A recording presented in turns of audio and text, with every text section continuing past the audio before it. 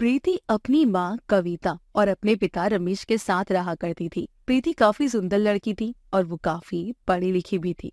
साथ ही उसके अंदर काफी गुण भी थे। लेकिन अगर उसके अंदर कोई कमी थी तो वो बस उसके मोटापे की। प्रीति बस मोटापे की वजह से हमेशा परेशान रहा करती थी। ऐसे ही एक दिन उसका पति रमेश घर पर ही ये देख कविता रमेश से बोलती है, अजी आप इतनी जल्दी कैसे? वो दरअसल आज मैं काम पर नहीं गया था, बल्कि अपनी प्यारी बिटिया के लिए लड़का ढूंढने गया था। अरे मैं भी आपसे न बस इसी बारे में बात करने वाली थी कि हमारी बेटी अब शादी के लायक हो गई है और इसी नाते हमारा फर्ज बनता है कि हम अपनी बेटी के हाथों को पीला करें। हाँ, लेकिन हम अपनी बेटी से तो पूछ लें कि वो शादी के लिए तैयार है भी या नहीं। क्यों बेटा, शादी के लिए तैयार है ना तू? हाँ बाबा, आपको जैसा सही लगे।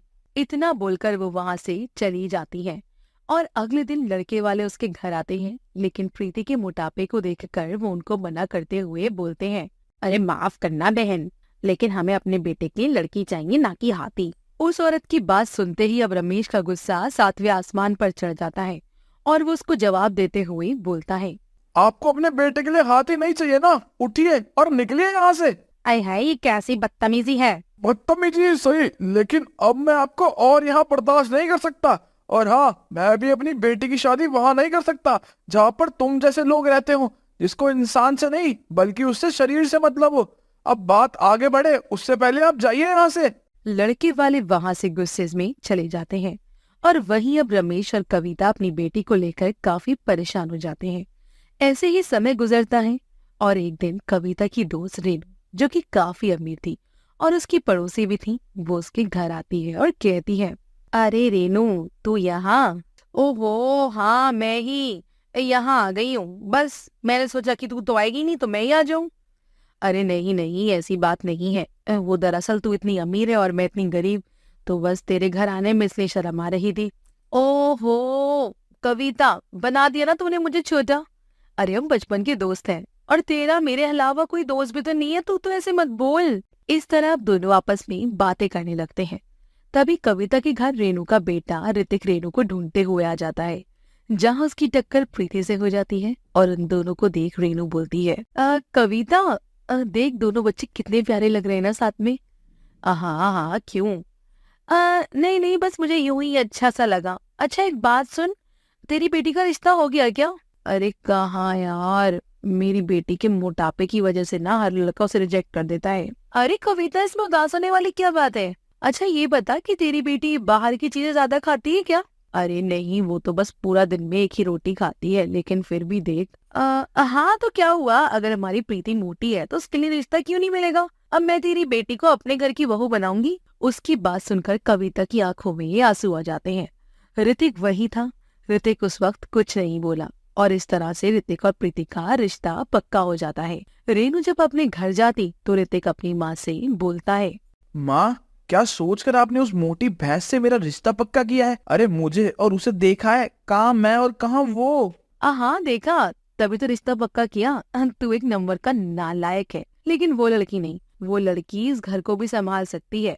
भले ही वो मोटी है लेकिन वो तुझसे किसी भी चीज में कम नहीं है, समझा? पर माँ, आप भी एक बात ध्यान में रख लीजिए, मैं उस सांड से कभी शादी नहीं करूंगा। अगर तूने मेरी पसंद से शादी नहीं की ना तो मैं भी नहीं रहूंगी, मैं भी जहर खाकर अपनी जान दे दूंगी। रेनू की ये बात सुनकर ऋतिक को अब ना चाहते हुए भी अपनी माँ की बात माननी पड़ती है। वो अपनी माँ की बात को मान जाता है, लेकिन वो अपनी माँ से बोलता है, माँ, आपके कहने पर मैं उस फुटबॉल से शादी तो कर रहा हूँ, लेकिन आप भी मेरी बात कान खोल के सुन लो, मैं उसको कभी भी अपनी पत्नी का दर्जा नहीं दूंगा। इतना बोलकर अब ऋतिक वहाँ से चला जाता है और अगले कुछ दिनों में प्रीति और ऋतिक की शादी हो जाती है। शादी के बाद प्रीति अपने घर की सारी जिम्मेदारियां अच्छे से संभाल तो लेती है, लेकिन उसको हर काम करने में देरी होती थी। ऐसे ही एक दिन ऋतिक प्रीति से कहता है, प्रीति, प्रीति, क्या हुआ ऋतिक जी? मेरी फाइल कहाँ है? मैंने तुम्हें कितनी बार कहा है कि मेरी चीजों को मत छुआ करो, लेकिन तुम्हारे दिमाग में कोई बात क्यों नहीं बैठती है? 36 बार बोला है कि खाली तुम बस मेरे नाम की पत्नी हो। असल में मैं तुम्हें अपनी पत्नी नहीं मानता, लेकिन फिर भी तुम सारे फर्ज निभाती रहोगी क्या? क्या साबित करना चाहती हो तुम इससे? ऋतिक जी मुझे अपनी पत्नी का दर्जा ना दे, पर सच तो ये है कि मैं आपकी पत्नी हूँ। और रही फाइल की बात, तो फाइल मैंने नहीं रखी। उसकी ये बात सुनकर ऋतिक का गुस्सा और बढ़ जाता है और वो चिल्लाते हुए उसको मारने लगता है। ऋतिक की आवाज सुनकर वहां ऋतिक की माँ रेनू आती है और ऋतिक को प्रीति के साथ ऐसा व्यवहार करता देख रेनू अपने बेटे को एक जोरदार थप्पड़ मारते हुए बोलती है, ये क्या बदतमीजी है ऋतिक, अरे तू औरत पर हाथ कैसे उठा सकता है? ना तुझे पता है जब मैंने तुझे जन्मा था ना तो मेरा सीना बहुत ही चौड़ा हो गया था। मैंने सोचा था कि मैंने एक मर्द को जना है, वो मर्द जो किसी औरत को नहीं दबाएगा, लेकिन तूने एक औरत के ऊपर हाथ उठाकर ये साबित कर दिया कि तू भी मक्कार है। और हाँ, फाइल उसने नहीं बल्कि मैंने रखी तेरी अलमारी में। माँ पहले बताना था ना यार। क्या करती बेटा पहले बताकर? अगर पहले बता दिया होता तो तेरा असली रूप नहीं देख पाते। हाँ, मम्मी जी आप बीच में मत आओ। और ये आज का नहीं है, ये तो रोज मुझ पर हाथ उठाते हैं। हाँ, मैं भी इसको चुपचाप जुल्म को सहन करती रहती हूँ। हाँ, मैं भी तो देखना चाहती हूँ कि आखिर कब तक मुझे यूं इस तरह मारेंगे। ऋतिक जी मैं मोटी हूँ बस, इसलिए आप मुझसे नफरत करते हैं ना, क्योंकि मैं जानती हूँ कि मैं खराब नहीं दिखती हूँ। प्रीति के इस सवाल से ऋतिक की बोलती बंद हो जाती है और वो चुपचाप खड़ा रहता है। उसकी चुप्पी देख प्रीति एक बार फिर बोलती है, ऋतिक जी अगर मुझ जैसी मोटी बीवी से आपकी इंसल्ट होती है ना तो मैं कहीं और चली जाऊंगी। और आप भी किसी लड़की को उसके शरीर को कभी जज मत करना। खुश रहना आप।